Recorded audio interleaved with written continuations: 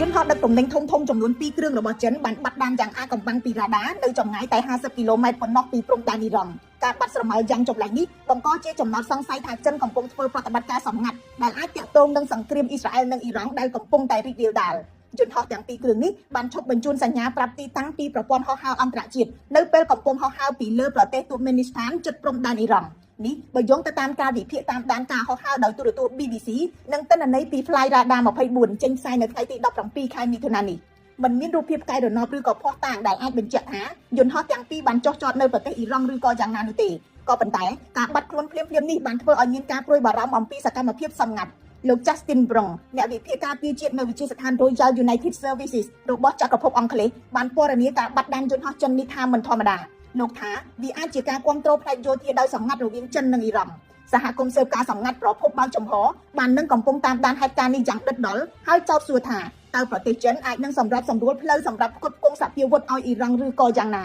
មកដល់ពេលនេះទាំងទីក្រុងប៉េកាំងនិងទីក្រុងតេហេរ៉ង់មិនបានបញ្ចេញសេចក្តីថ្លែងការណ៍ណាមួយទាក់ទងទៅនឹងការបាត់ដានយន្តហោះនេះទេដូច្នេះគ្មានភស្តុតាងផ្លូវការដែលបញ្ជាក់ពីការភ្ជាប់ជើងហោះហើរនេះទៅនឹងការផ្ទេរសពាវុធឬក៏ជំនួយយោធាពីចិនទៅអ៊ីរ៉ង់ឡើយគួរសម្គាល់ថាចិននិងអ៊ីរ៉ង់រក្សាទំនាក់ទំនងជាយុទ្ធសាស្ត្រជ្រោកក្រោមកិច្ចព្រមព្រៀងសហប្រតិបត្តិការរយៈពេល25ឆ្នាំដែលចុះហត្ថលេខានៅឆ្នាំ2021ក្រោមកិច្ចព្រមព្រៀងនេះចិនសន្យាវិនិយោគជាង$400,000 លាននៅក្នុងវិស័យថាមពលហេដ្ឋារចនាសម្ព័ន្ធធនាគារនិងទូរគមនាគមន៍របស់ប្រទេសអ៊ីរ៉ង់ជាថ្នូរវិញអ៊ីរ៉ង់នឹងផ្គត់ផ្គង់ប្រេងឲ្យចិនដោយផ្ដល់តម្លៃពិសេសធៀបជាដៃគូនេះក៏ត្រូវបានគេជឿដែរថារួមបញ្ចូលនៅកិច្ចសហប្រតិបត្តិការយោធានិងចរកម្មបើទោះបីជាព័ត៌មានលម្អិតមិនទាន់មានក៏ដោយនេះបើយោងទៅតាម Brookings Institute